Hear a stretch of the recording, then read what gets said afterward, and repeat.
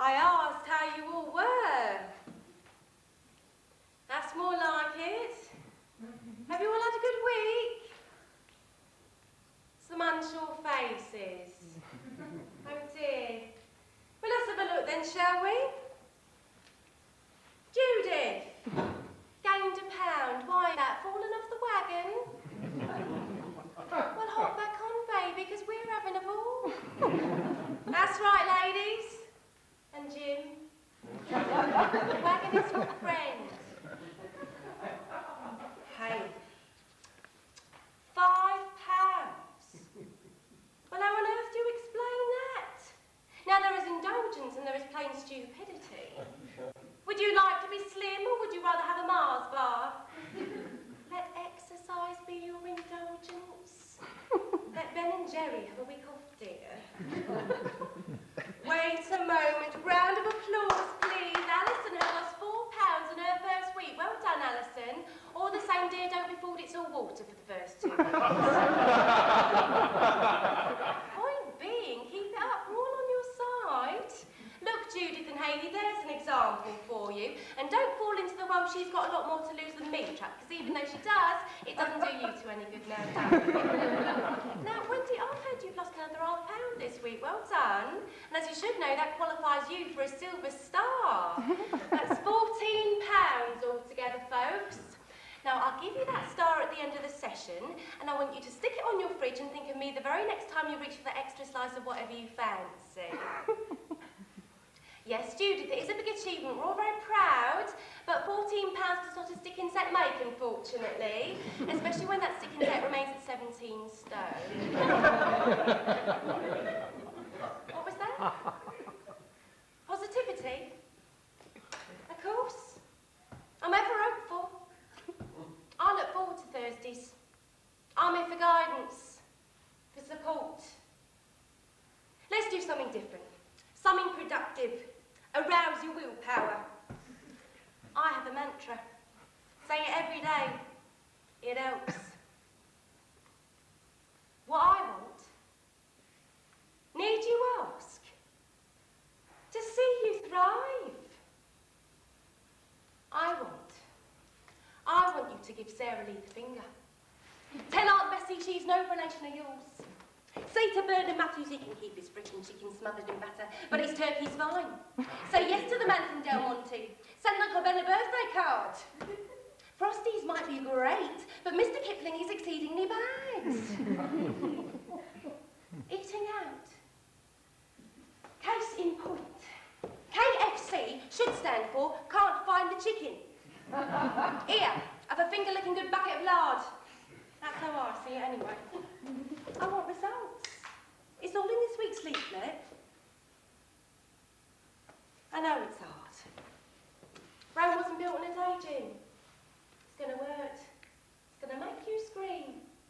That just means it's working. What was that? And I do share. We're all friends. Oh, you're funny, Jim. You're fat, I'm ugly, you can diet. Tell me, is that your mantra?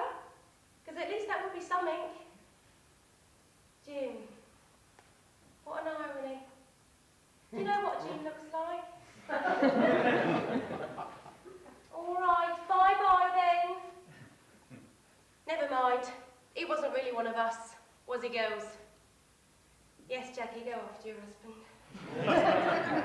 Anyway, now we can get on. Yes, Judith. Then walk home.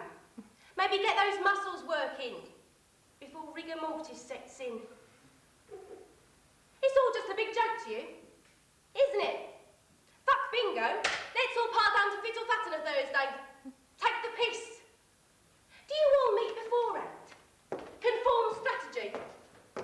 I don't even know why you need me. Why don't you use this time constructively? Devise pie eating contests. Swap recipes for the best butterscotch syrup, just like Grandma used to make.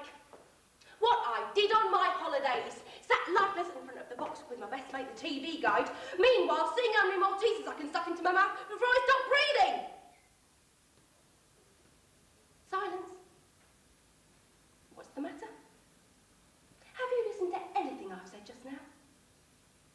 My guess is you switched off when Jim left. You became distracted. The sheer horrification. Is one jar of mayonnaise going to last me the night, or do I need to bypass the shop on the way home?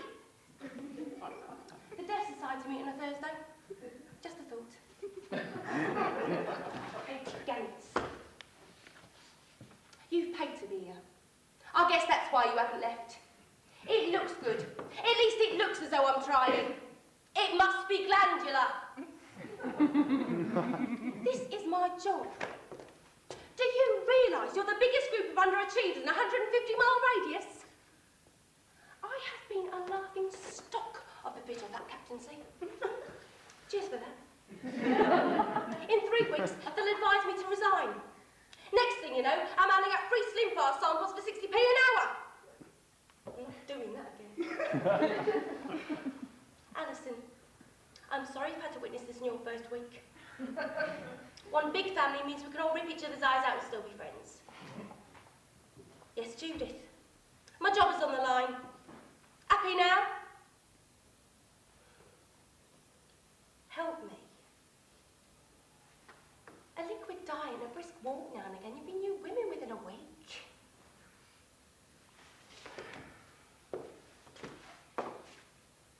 If a collective 2 stone has been lost within 2 weeks, yes. No, Judith, not banoffee pie. Silver stars for everyone. Deal?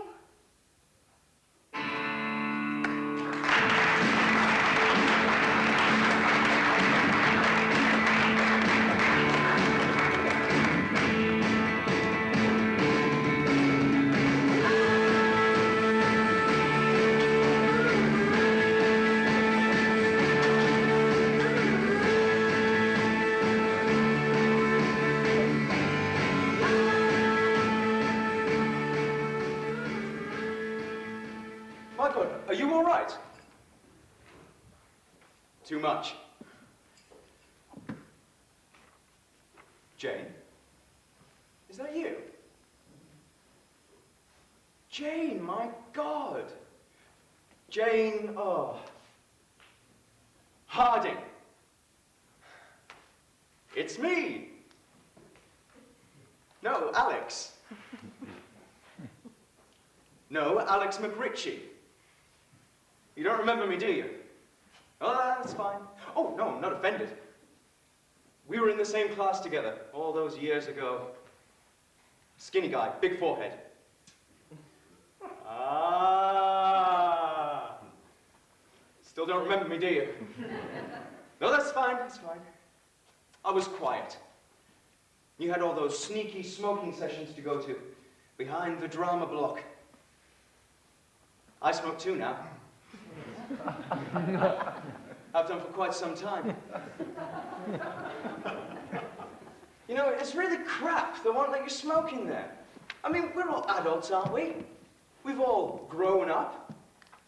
Well, you certainly have. Even now, after all these years, you're still bloody good looking. Even now, like that. You look gorgeous tonight. So, you here with your boyfriend? Oh, that's a shame. No, actually, I just broke up with someone a little while ago. Yeah, cars and money, that's what I reckon. See, I was setting up my own business, so I had to sell the car, and there wasn't a lot of party money, so there wasn't a lot of girlfriend. I was devastated when it first happened, but no, everything's fine. You know? Everything's A-okay.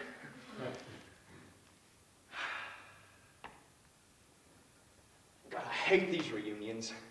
You know, it's just a bunch of skeletons, ghosts best left locked in the closet. Only way to survive? Hide. Find a pretty girl, hide. Perhaps you and I should just stay out here, get pissed and smoke cigarettes. Yeah, it would be a bit like school. Only you'd actually be talking to me. Oh, no. Oh, God, are you all right? Oh.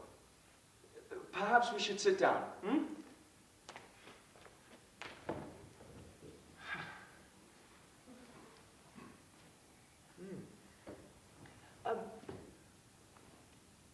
remember in that home economics class when me and Stephen Cuthbert had a fight? Yeah. You know, he always said he won, but I got the moral victory. And a fractured wrist. Still can't do this. It was the other wrist. Boom, boom. Sorry. Oh, God, no, you get it all up. No, you'll feel so much better. There. Whatever happened to old Stephen? I wonder what he's doing now. PE teacher. Oh, looks like there is some justice in the world then. See, I'm always fascinated how school bullies never actually manage to leave school in one way or another. And the geeks shall inherit the earth and get all the pretty girls. See, I've noticed now I'm loaded, you don't have to try as hard. I think that's because you can offer a lady the whole package. You know? Poor, all you can offer her is yourself, but when you've got a few bob, you can afford all the trimmings.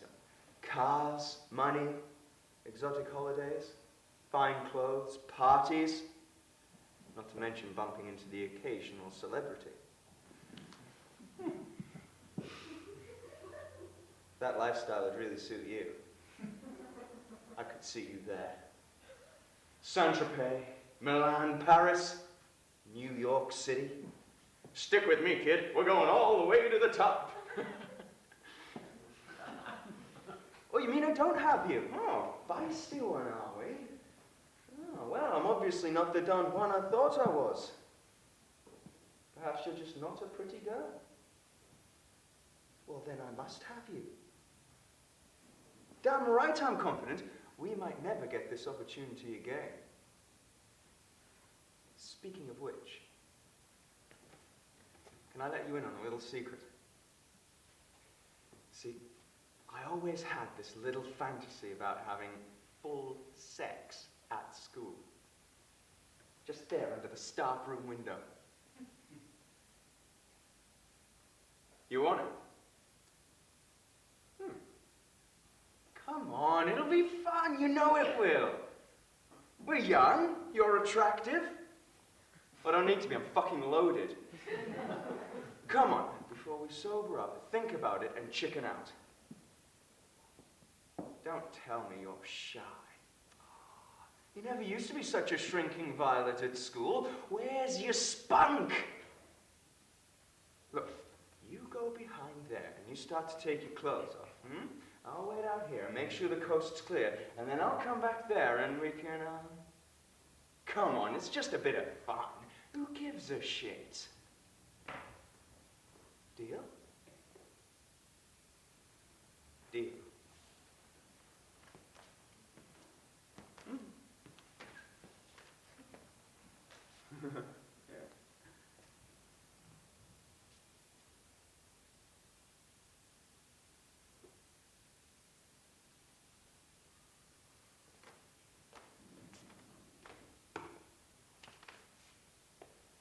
Yeah, I'm just taking my shoes off. I won't be a moment.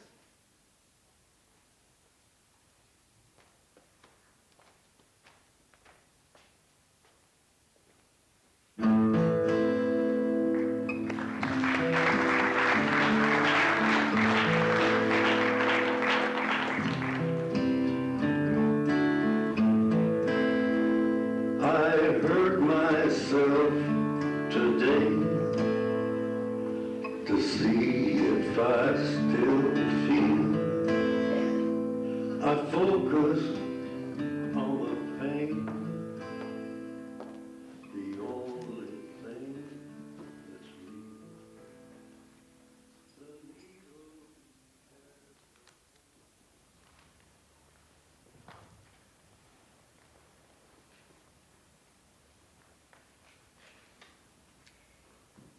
Hello, Michael. Sit down.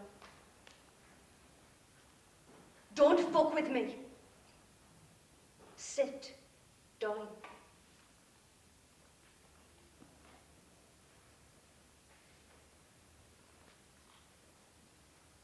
What's wrong?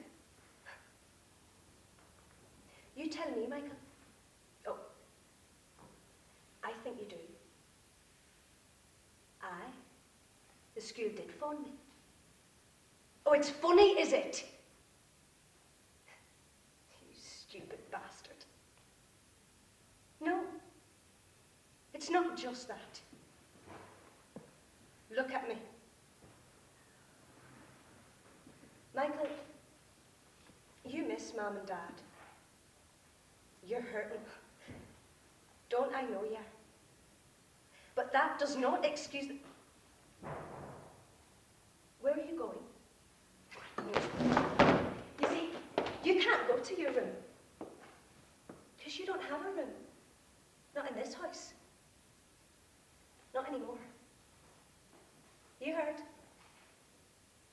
I warned you, Michael. It was your last chance and you blew it. Oh, you don't believe me. Sweetheart, I've packed your things already. And I flushed your shit down the toilet because unlike me, the people at that foster home, well, they won't stand for it. Michael, you're going nowhere. Sit down.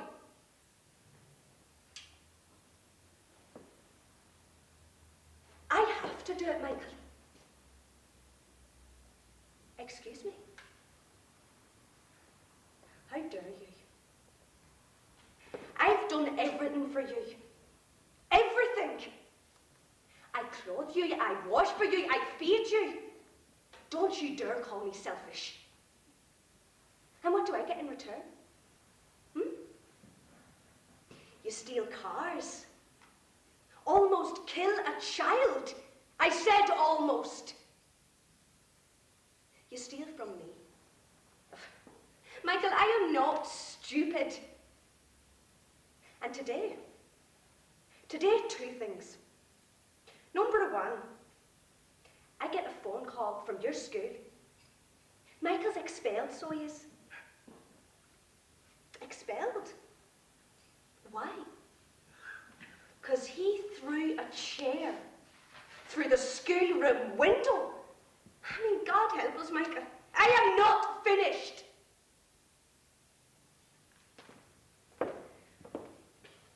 Number two. My 3-year-old child finds this. You know damn well what it is. On your bedroom floor is where you found it.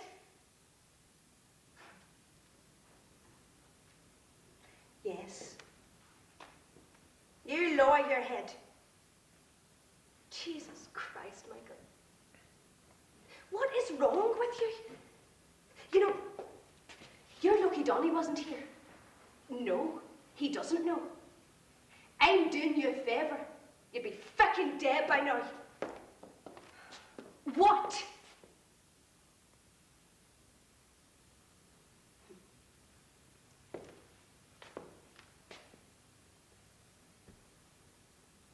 Michael, you can cut your crying bullshit because I am not giving in this time. I just can't. Okay, you're sorry, sweetheart. I believe that you are. Honestly, I do. But look at me, Michael. I am tired and I just can't fight with you anymore. You see, I think you are grieving for Mum and Dad still, and I am sorry for you, but I have got my own life to worry about. I am not giving up on you. I am just doing what I think is best for you. Believe me, Michael, living here is no good for you. I am so consumed with love and pity for you that I let you get away with anything. No, it won't. You'll see, they'll find you a good, strong family that can look after you properly and make you strong too. This has nothing to do with Donnie, so you can just leave it alone. In an ideal world, no. It's not what I want. I am your sister and I want to help you, but I've tried. I have tried, Michael. I don't know what else to do with you anymore. You tell me and I'll do it.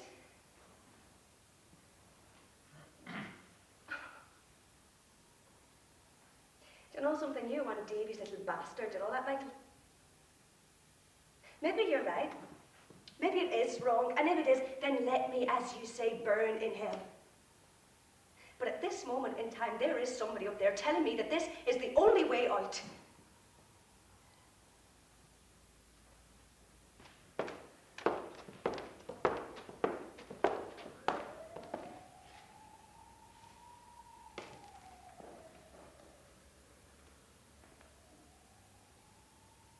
It's Donny. He's come to take you to the foster home in his car. We've packed all your things in there already.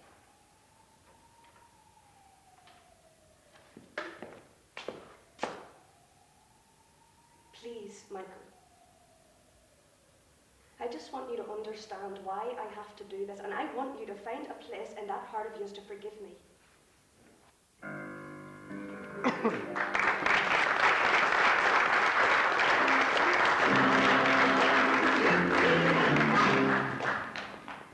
Oh, what a lovely, precious dream to be young. Hey, Coach, hold on to your seat, because I got some great news to tell you, man. Do you remember that scout that came to watch me during that cup final game last season? Yeah, well, that guy should come show the tape of that game to a basketball university. And I ain't talking about just any basketball university, because it happens to be one of the best ones in the country. I'm talking about NCU, man. North Carolina University, the one Michael Jordan used to play for. Yeah, that's right. You're not gonna believe this, but they want me to play for them starting this coming season. Yeah, for real. They've offered me a contract to play in the team as a starting point guard. Oh, I'm telling you, Coach, when my mama heard about this, man, she just started flooding down the face. She just cried her eyes out and started hugging and kissing me, because that's how happy she was, you know.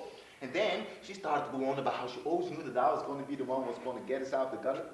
Because you see, Coach, this ain't just my opportunity. It's an opportunity for my mom and little baby sister to have a better life as well. Because, Coach, I guarantee you that after I sign that contract, we'll have enough money to leave the project for good. Yes, I know I already have a contract over here, but I was kind of hoping you could overcome that. I mean, the only thing you have to do with that contract is allow me. Woo! Just throw it in the bin. Ah!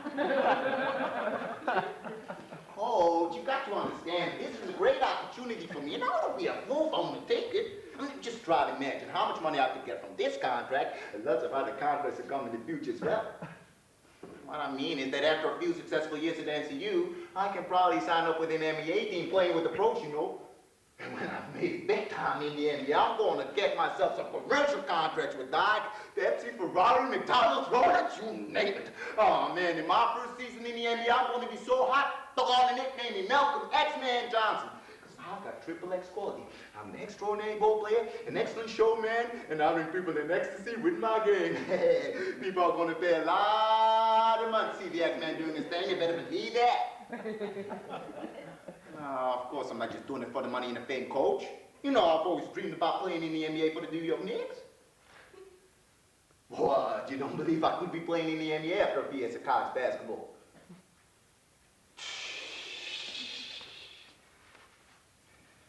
Of course I can. I got talent, lots of skills. Always had. Look like a butterfly, sting like a bee, like home at the lead, see me, Coach? Well, I can picture it. Me in the NBA, playing the finals for the Knicks against the Lakers. Yeah. Game start. 91 all, 18 seconds left. Ball in my hands. Look for the pass. To the left, to the right. Can't find teammates. Have to go solo. Start the dribble. Down court. 2 opponents coming towards me. I make a move. Go basketball. Spin around the second. Damn quick.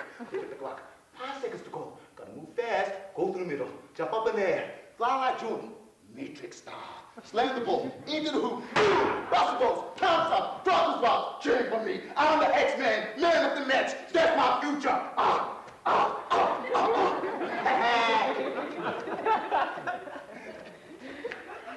So what do you say?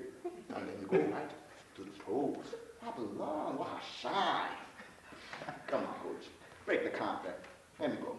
All right?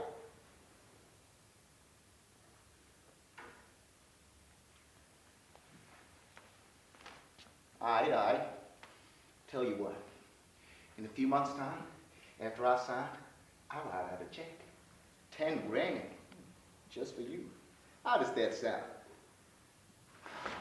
Fuck you, Coach. You don't understand.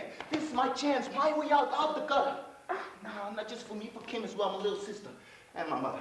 We need money to get out the ghetto.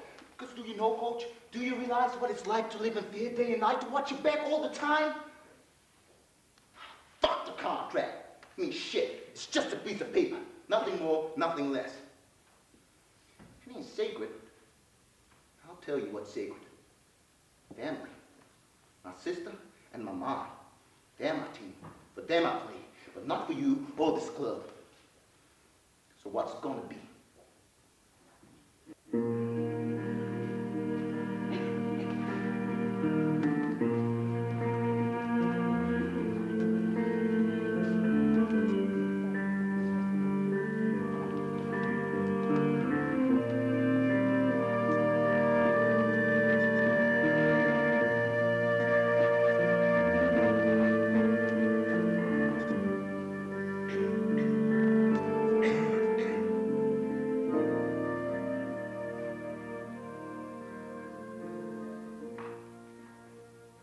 You weren't waiting up for me, were you?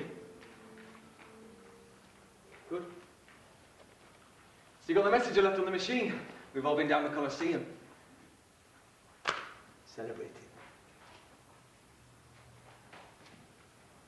Jeez, what's the matter with you? Moping around day and night, you're both behaving like the center of the world or something. Well, I don't know why. There's no reason to look at it that way, is there? Oh, God, Mum, we've been through this, haven't we? You're not going to bring me down, not today. The doctor said Dad's got another 5 years of work left in him. 10 if we're lucky. Wage was Dad planning on retiring anyway. Oh my God, Mum, look at this.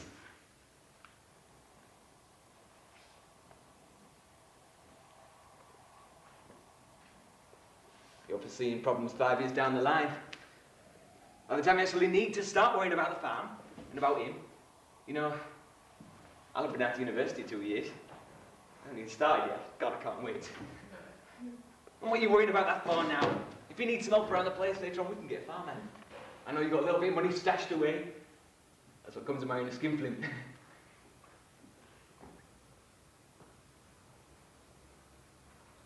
Just trying to get a reaction out of you.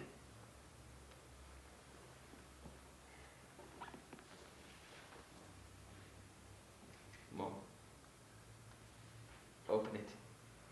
It's my predicted grades. Yeah, aren't you the least bit interested? These are important. They tell you the kind of university I can apply for.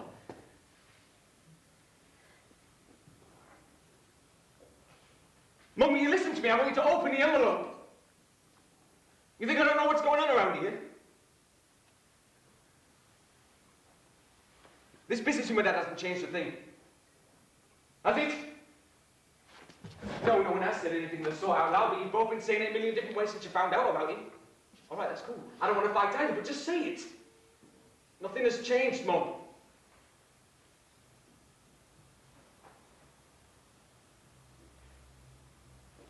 Can't say it.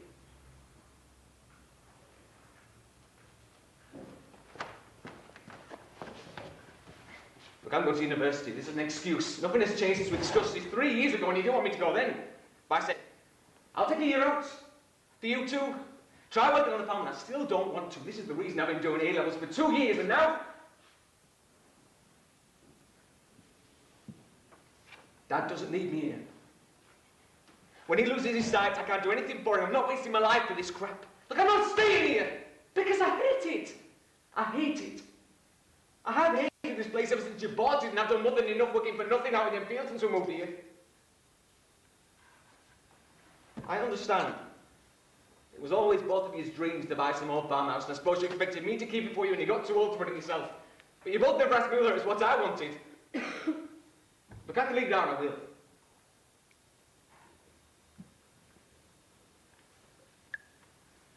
Well, I wish that were true. But he doesn't need me.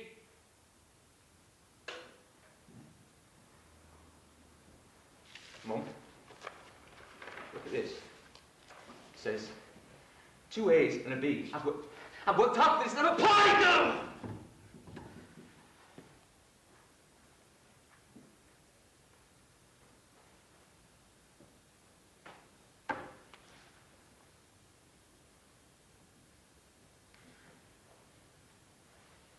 course I care about what happens to my dad, but I care about what happens to me too. When I'm 19 years old, I barely know what to do with the rest of my life, and the one thing I know for certain is I don't want to spend it working here. And now not only do you want me to do that, but then look after my father as well. No. No, this isn't about him, this is about me, and whether I care about me, not to mess my whole life. Tell me why I should. Why should I? Doesn't make sense. It's just not fair. You know, he already messed up my life once before when he took me out of school and dragged me halfway across country to live here. And now you want to do the same thing by making me stay here for him? No. I'm going to go away and you have to deal with it.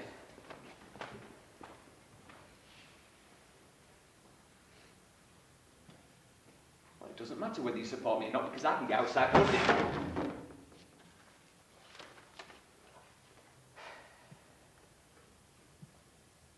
I'm not staying. I'm going to go away and oh, God, it's going to be so good. You're going. Just stop asking me to stay.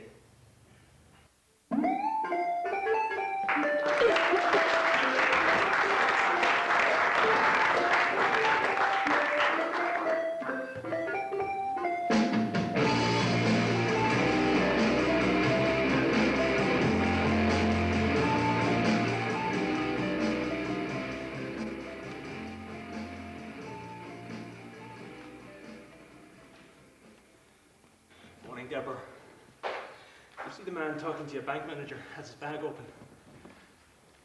Yeah, but you see the man with the bag. He's my partner and he's got a gun in there. And if you don't do exactly what I tell you, or you give me any kind of problem at all, I'm going to look over to my partner and he's going to shoot your Mr. Patterson between the eyes. Now I want you to take out one of those big brown envelopes and put as many 10s and 20s as you can pack into it. And I don't want any bank straps or rubber bands. I don't want any die packs, and I don't want any baked money. I want you to start in the second drawer down. It's okay, Deborah, everything's gonna be fine. Keys are right there next to you.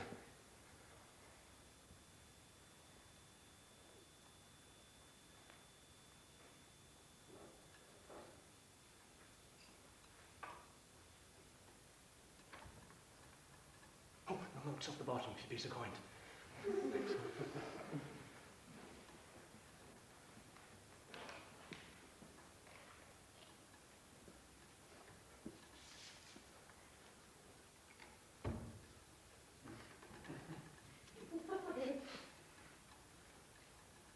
this your first time being robbed? Yeah. Don't worry, you're doing a grand job. Just keep smiling if you would, please, Deborah, so it doesn't look like you're being held up. You've got a very pretty smile.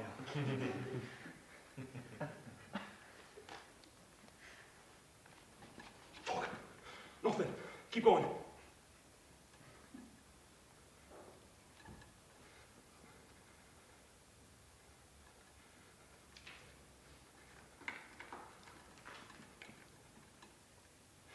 Okay. Yeah, hurry up. Yeah, that's enough. Okay. Give it to me. Come on, quickly.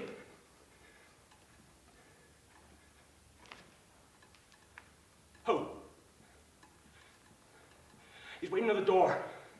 Now give me the money. Deborah. I've got a gun. Now give me the money. Yes, he is. He's waiting in the car. Now give me the money. Oh, please, just pass me the money and I'll leave, all right? Look, just get out the door and then you can press your little button, okay? Look, I only need 2,500, that'll be fine. Look, Deborah, look, it's not really a gun, it's a packet of Rolos. You see, I saw this film a couple of months ago and it just seemed so easy. But I'm not doing this because I'm greedy, I'm desperate. Deborah, I need your help, you see, it's not for me, it's for my wife. You see, ever since she gave birth to the kids, her breasts have become very saggy, right? I mean, I don't mind. I can't even tell the bloody difference, but she, all I have every hour of every day is her whining.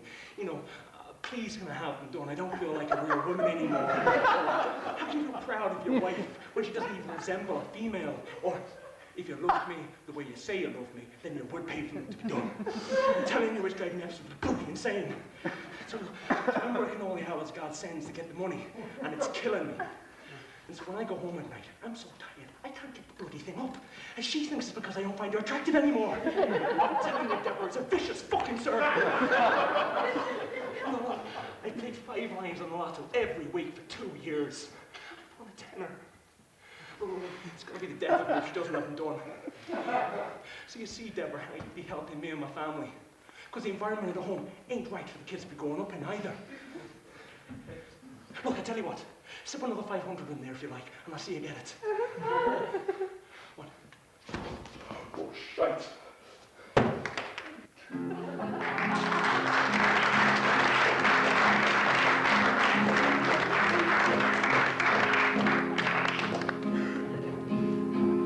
Where in hell can you go? Far from the things that you know. Far from this fall of concrete that keeps growing its way. About 1,000 miles a day.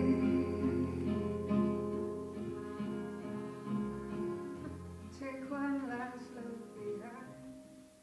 Don't be stupid, Ted. It's open.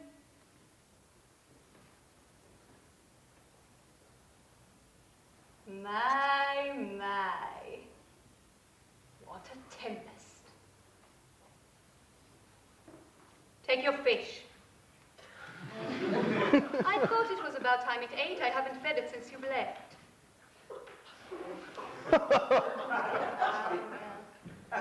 It's not my fish. Yes. Cruel spite. Not an alien concept in this household now, is it, Ted?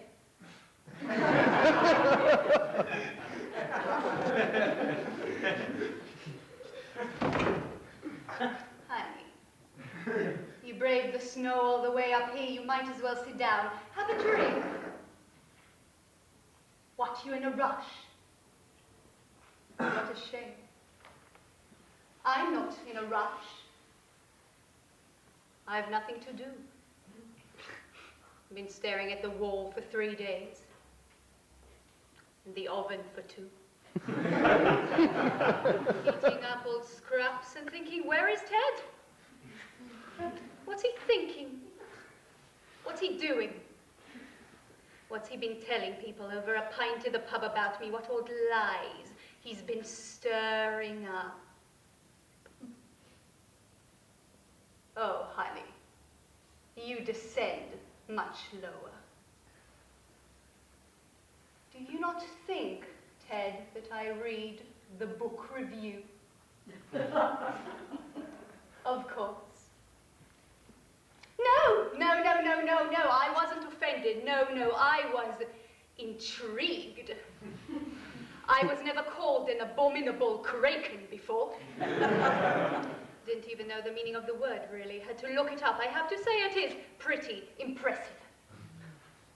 Kraken. From the Norwegian.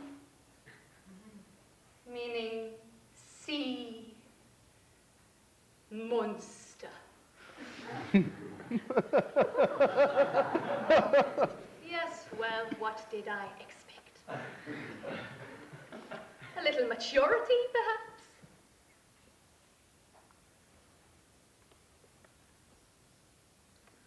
Don't give me that shit, Ted. Don't give me that shit. Was I a monster when you married me? Because I haven't changed, Ted. I have not. It's you that's changed. You hypocrite. Well, boo. What can't you cope with anymore? Monogamy!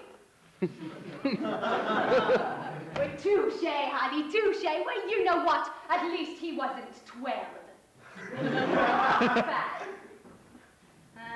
Sickening, isn't it? You want to know what else is sickening, sweetheart? What's even more sickening is you. phoning the loony bin up, asking if they would consider having me hospitalized for writing a poem. How petty. What was wrong with my poem, Ted? What didn't you like about it? Was it too graphic? Too obscene?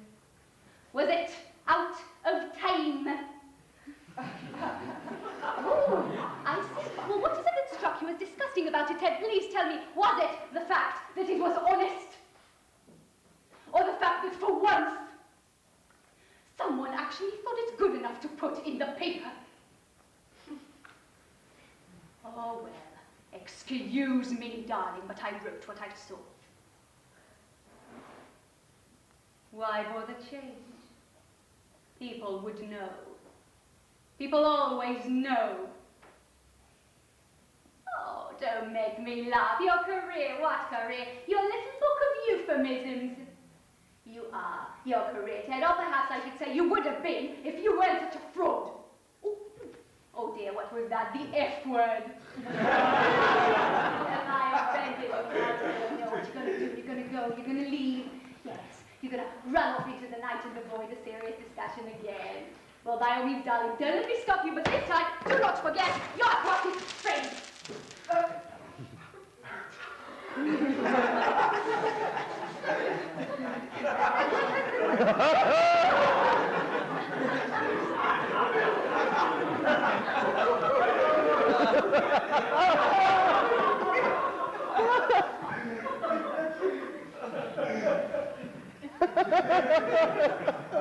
Well, yes, of course it's dead.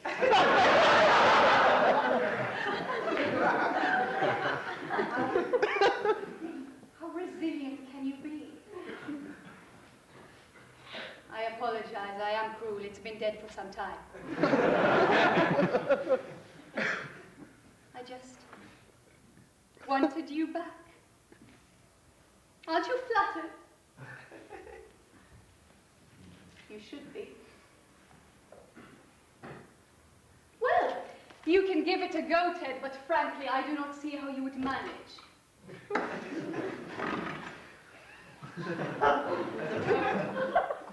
Must be completely covered by now. The phone is dead. I say we sit and have a chat. Just a chat. Don't have to turn nasty. Just try to remind ourselves of why we are together.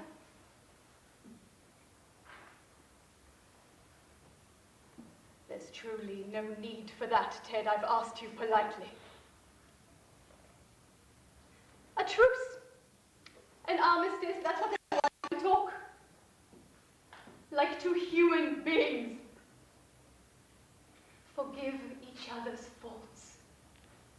I pardon yours, Ted.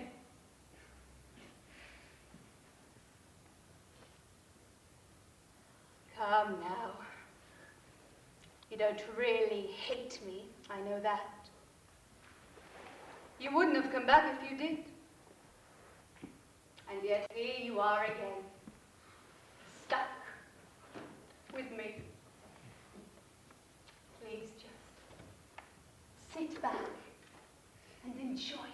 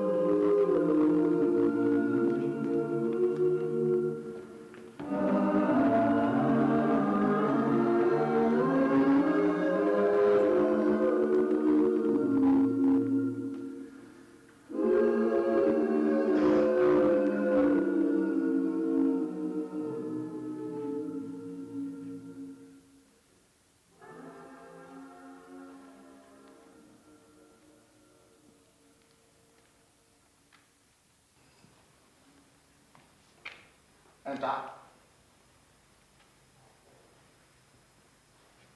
Yes, come in, Walter.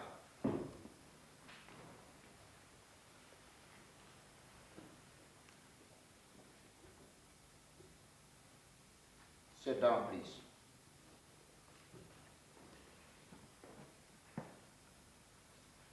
No, you're not to study. I was just preparing the speech I have to give tomorrow. You know, for the anti-apartheid demonstration here in Johannesburg.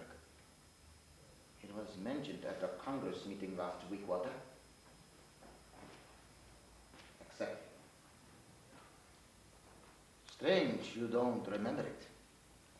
Well, I guess you must have had your mind on more important matters. Anyway, how are you? Everything all right? And your wife and son, are they all right too? Good. How old is your son now? 4? 2? I thought he was born in 1986. Time just flies by, doesn't it? So where's your family now? Still here in Johannesburg? I'm asking because I'm interested. That's all. Just answer the question. They're in Cape Town. Why Cape Town? And more importantly, why are you still here while they are up there? Like I said, I'm interested. Very interested. You seem to be a bit nervous, Walter. You don't have anything to be nervous about, do you? Yes, why would you be nervous?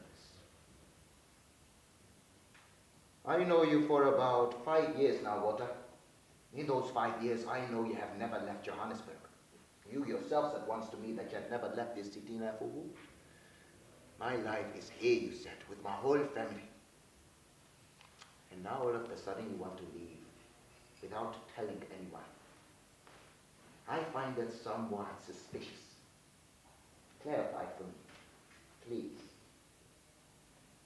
It is my business, Walter. It's everybody's business. You know what I mean. What were you thinking, Walter? Ah!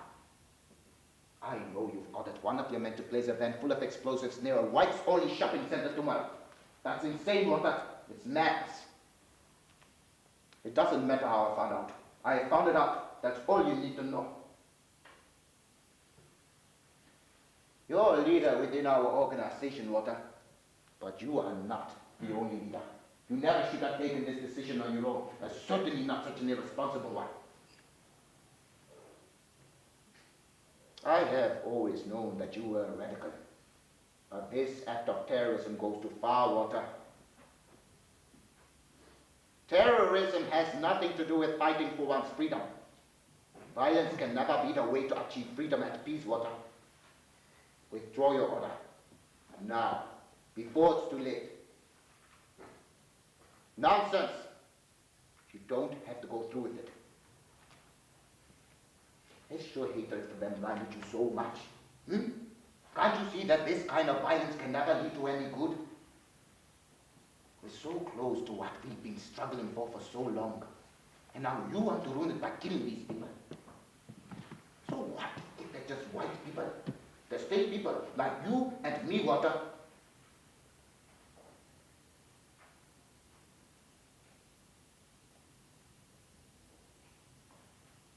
The fact that I'm half white and half black doesn't make any difference to my commitment to the struggle, Walter.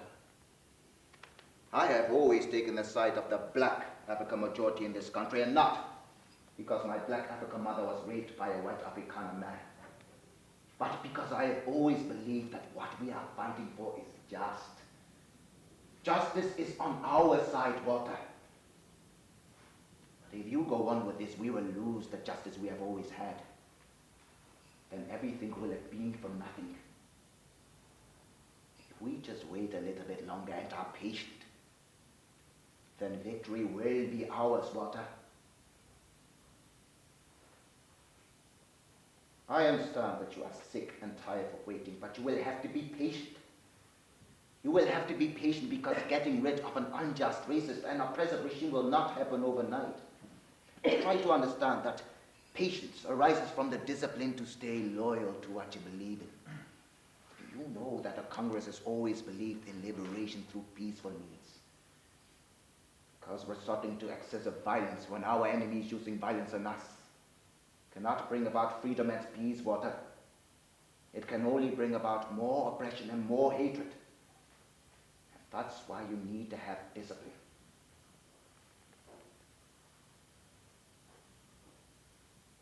Because freedom without discipline is chaos. Discipline without freedom is tyranny. But freedom with discipline is peace. So I'm asking you, Walter, to have the discipline that is needed for our freedom and peace.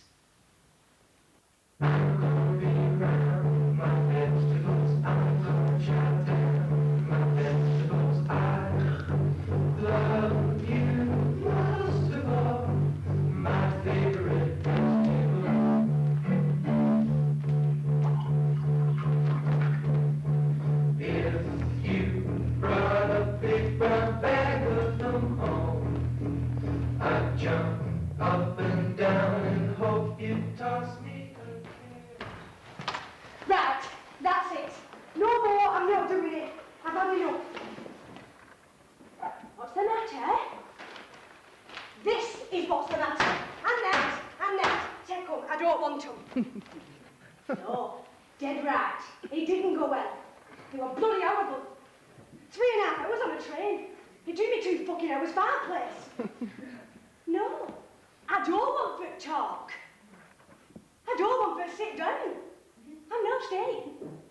I've just come for to say, no more forms, no more interviews, no more art school. I'm up to here with it. I'm not upset. I'm all right. I don't need think it through. I've thought. It's not for me. So, thank you very much. But no more. And I'll see you Tuesday. You what? You can't do that. You have to let me come. That's out of order. I pay for them classes.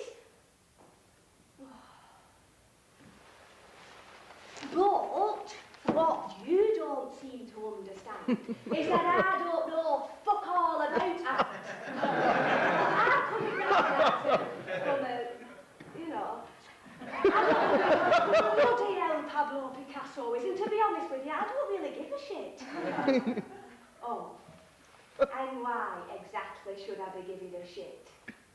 Well, that's what I'm telling you. I don't want to go to no Ponty fucking art school because it's not for me. Yeah, you're right. I did want for books. It seemed like a good idea at times because you put the daft notion in me that I was good enough. No. You see, I might be good enough in your eyes, in their eyes too. But it don't stand for shit unless you can analyse it. Who are your influences, Miss Bradshaw? What fascinates you about the use of space and colour, Miss Bradshaw? Who's your favourite artist, Miss Bradshaw? What was the last exhibition you saw, Miss Bradshaw? Well, I don't fucking know, do I? So, stuttered and stammered for about 10 minutes and made a right idiot to myself. And then they started criticising the pictures. This is after they'd already told me how brilliant they thought they were. They thought they were brilliant until they realised how thick I were, and then they thought they were crap. So I came out and I was so bloody angry that I got wrong tube and got myself lost. And I know I had to get off somewhere because I was going to cry. So I got off at Piccadilly somewhere, and all these people around crying. You see, it don't matter. Because there's no one but saying, "Are you all right, love?" Or even look at you a bit daft because no one gives a shit in London.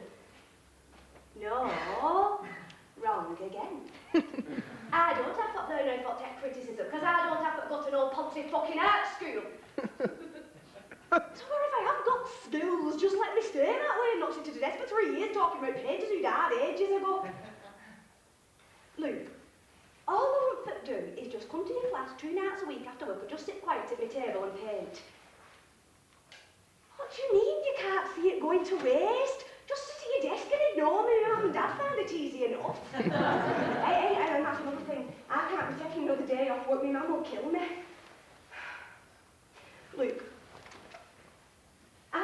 my £10 a week for come to them classes, so you can't not let me come just because I won't go to your interviews.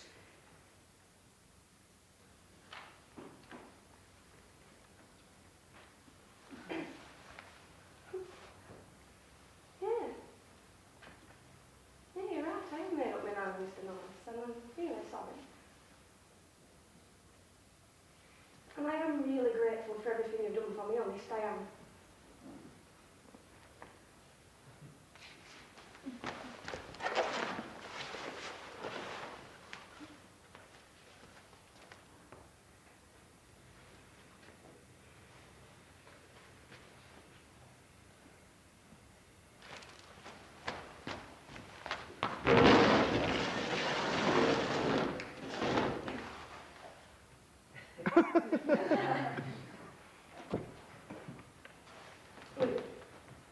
Listen to me. I can't explain what makes me paint them faces. They're just funny faces that make me laugh. And when you ask me if you think I ever met one, you see, I don't think I have, because you see, my memory's not that good. They're just people in daft faces to me. And I don't have a clue what they're feeling either. It's you that tells me you see all this pain and frustration behind the daft smiles. And I like you telling me, because it's like you're explaining them to me and it's interesting. Well, sometimes it does get a bit boring and it gives me a bit of an headache. But you see, all I do when I paint is just paint. And I just like the look of them when they start appearing. You can get lost in them sometimes, you know, start talking to them and everything. And you realise what you're doing and you feel a bit stupid. So now, can you see why all I want to do is just carry on like it was before, just sitting at my table painting my faces? You know what, Mr. Norris? You should be sending Daft Dave down there to them art schools. Hey, I'm not joking. There was some rubbish stuff on them walls, a lot of shapes and lines, and well, Dave still smiles better. So I'll see you Tuesday, Severin Chef, and we'll forget all about this. Is our deal, Mr. Norris?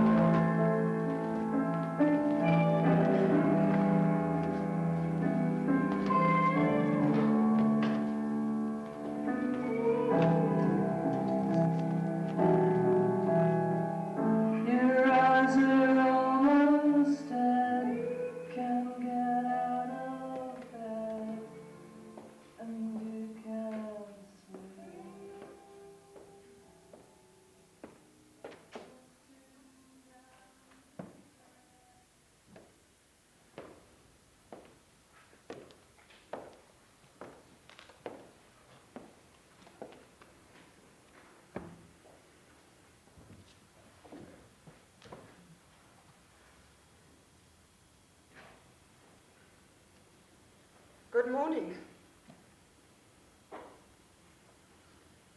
Charming name.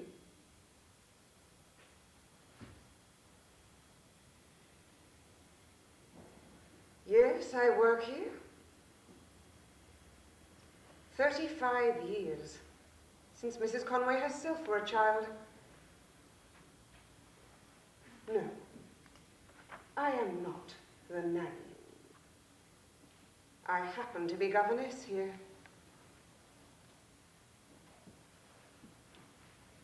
Are you?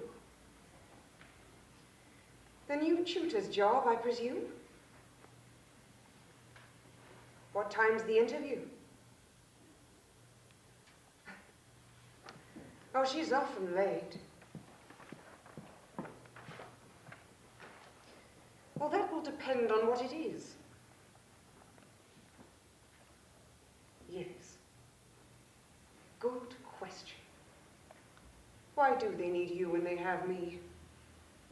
You can offer a more modern approach to teaching, a more up-to-date knowledge of the curriculum, so I'm told. Now, tailoring the education to the child. Somewhat old-fashioned, it seems. Tell me, what experience do you have with children? Oh, you have a PGCE? No, I'm sure your lack of actual experience won't be an issue. After all, you have a PGCE.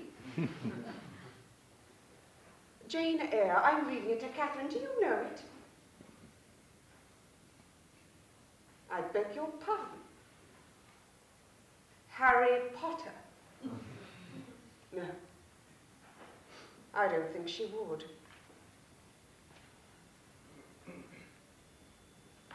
Catherine. She is 10 years old. No.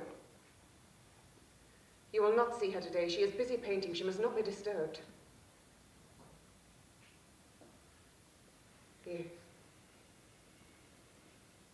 She absolutely loves her art. Draws the most exquisite pictures for a child of her age.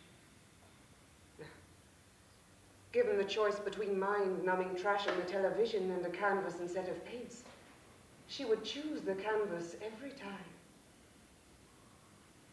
She has this extraordinary stillness when she paints. I sit sometimes and watch her. She doesn't even realize I'm there. This expression comes over her little face, and she is mesmerized. It's as if every time she paints, it takes her so far away from the nightmares. Nothing else exists. Oh, her mother was quite the same at that age, so full of imagination and spirit. Of course, all of that died as soon as she met him.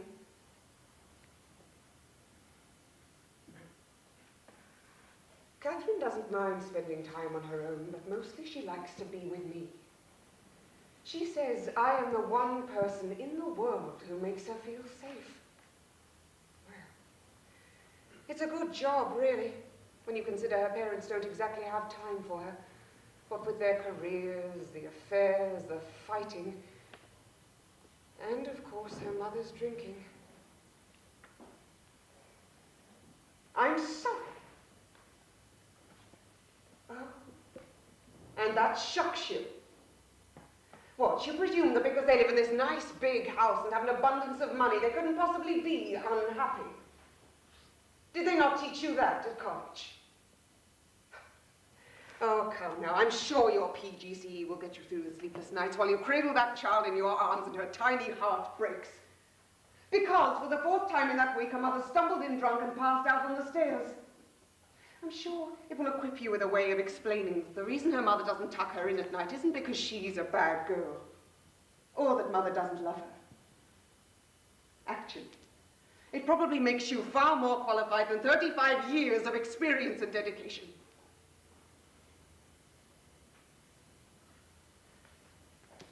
Do you actually intend to sacrifice everything? Your social life, the chance of a family of your own, to make your sole purpose in life to wake in the morning and care for someone else's child? Can you even begin to imagine how it feels to care for someone else so much more than you care for yourself? Do you really think you have that in you? Wait a minute. Where are you going? I'm sure if you wait around for another 10 minutes or so, she'll have sobered up enough to realize she had to be somewhere. My intention was never to frighten you off. I just wanted you to go into this with your eyes open. Fine.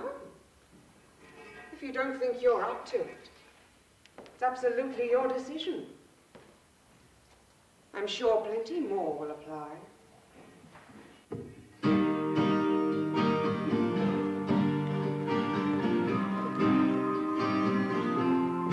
And what you tell yourself, and what you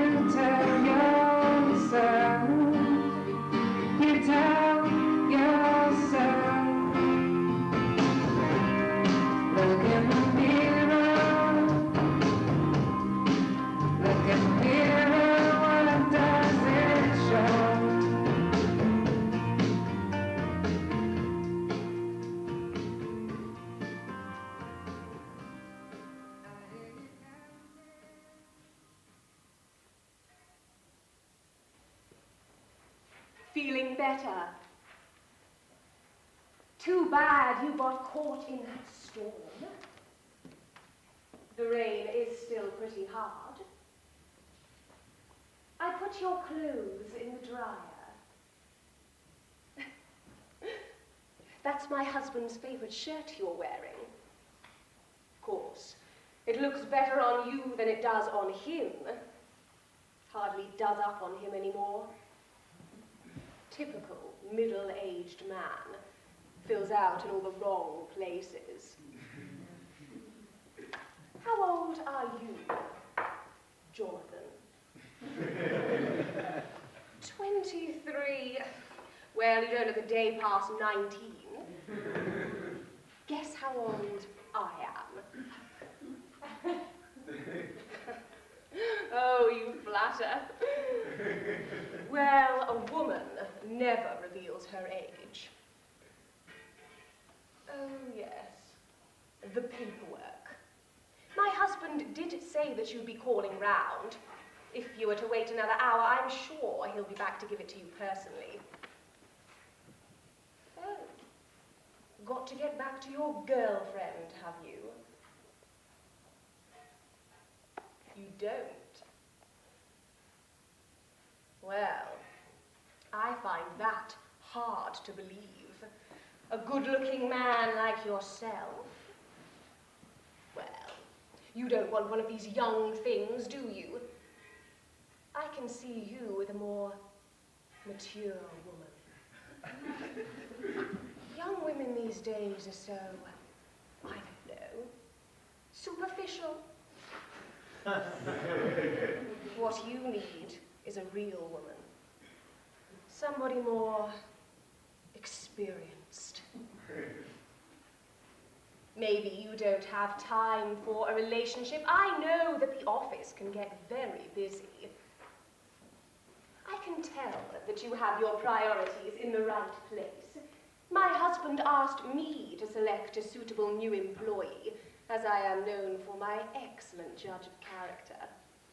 The moment I saw your application and photograph, I knew that you were definitely the one to hire. But it is easy to get tense, obsessing about work all the time. Are you tense, Jonathan?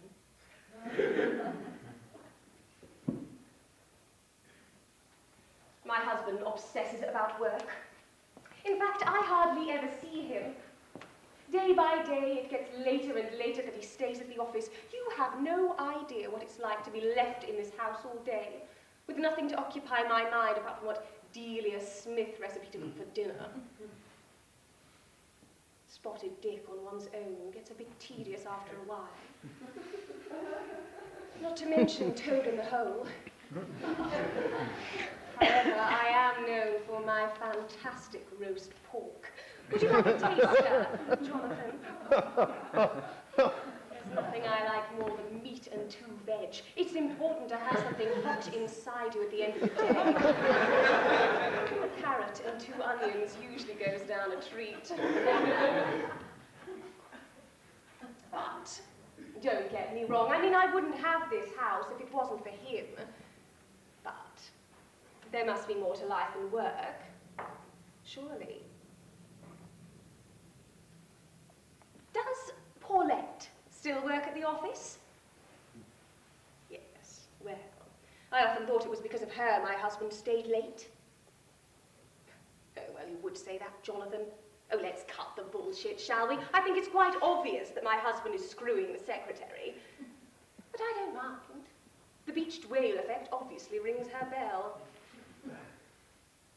Oh, let's stop beating around the bush, shall we? Would you like to come upstairs? What for? Because you're a 23-year-old man, you have a bottom like 2 eggs in a handkerchief. And I'm your boss's wife. Strange concept, I know. Oh, don't worry about him. He won't be back for ages.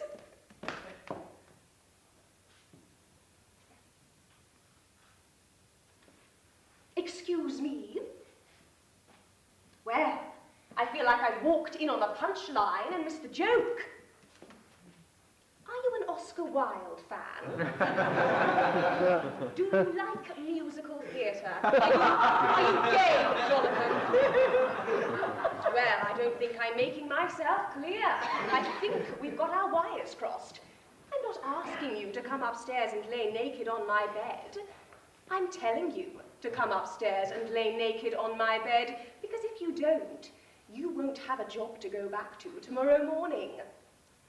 Remember, I hired you, and I can fire you just as easily. Well, I don't know. We could say that you broke into my house and tried to rape me.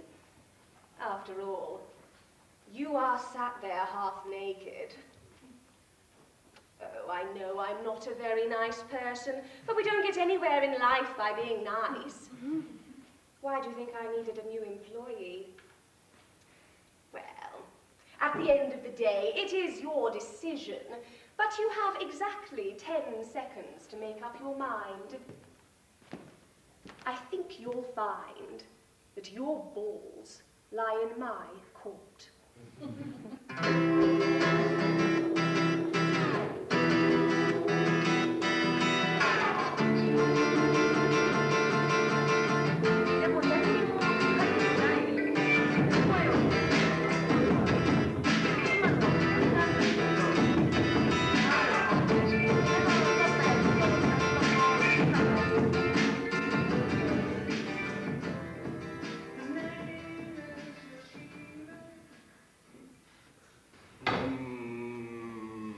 God, I love it here.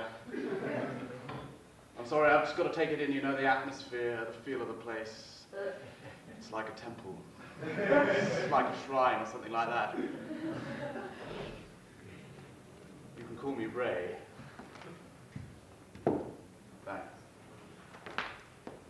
Well, I came here today because I thought this would be the right sort of place for me, you know. Oh, I've been to the last, I don't know how many exhibitions, I just love it here.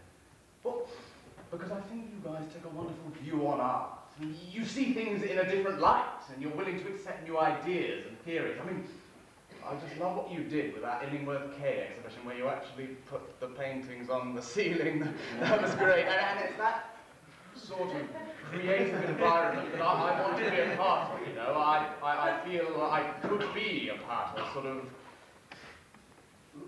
subversive. Underground. Well, I mean, the place is so bloody small, you can hardly find it. Not that it's too small. No, I mean, it's just the right size, to attract the right sort of crowd. Not that it should attract a certain sort of crowd. No, art is open for everyone, that's what it's all about, isn't it?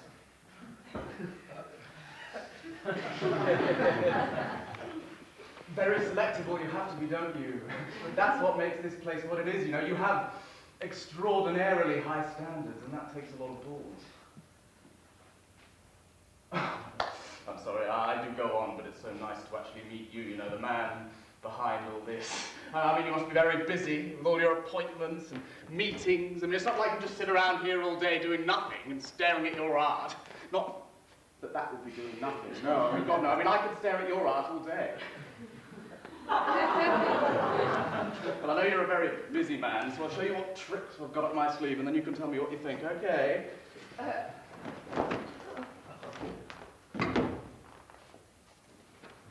this is something I did about a year ago, and to be quite honest, it's one of my favourites.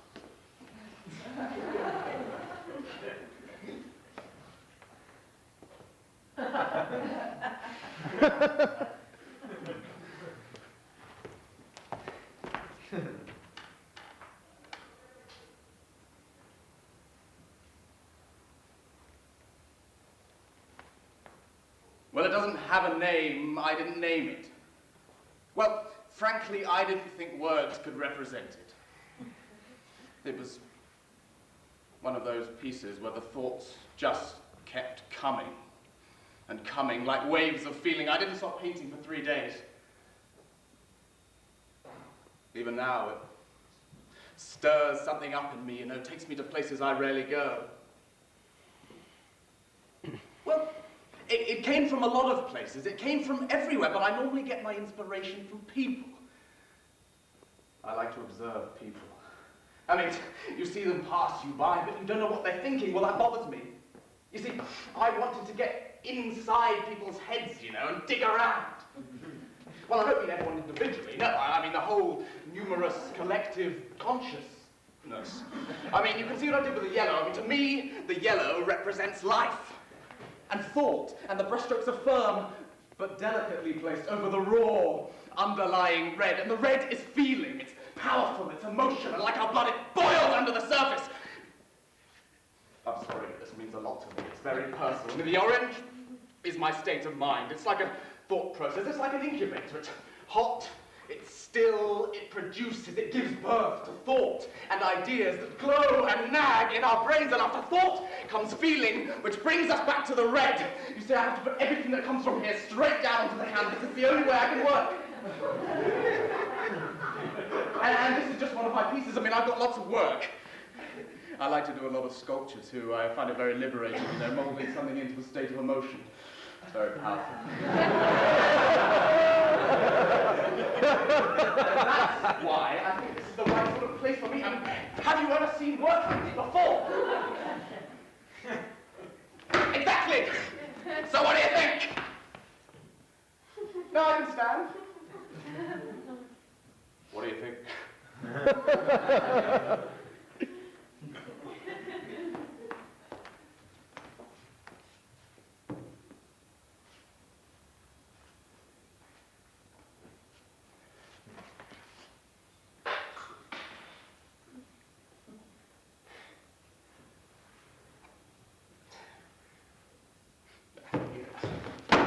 Do you? You don't like it? It's the blue, isn't it? You don't like the blue? No, that's okay. If you don't like the blue, that's fine. I've got lots of work. Lots of it. No, you know, you're right. It's awful. That's rubbish. No, it's okay. You see, I'm used to this. I'm used to this. You see, it's always the same. It's always the same. You see, nobody gets it. I don't get it. My family never got it. That's for sure. They think I'm a bum. They do. No, it's okay. I just thought maybe this place. Maybe this place. That's why I came to you. No. I'm okay. I just need a showing. Just a chance. I mean, I can pay you. I've got money. I know that's wrong. I know it, but I need this. I mean, we can keep it low-key. Just my friends and family, not public. I don't deserve that. I know, I don't deserve that. £2,000. £3,000. For one night. One night. Could you do me this one service?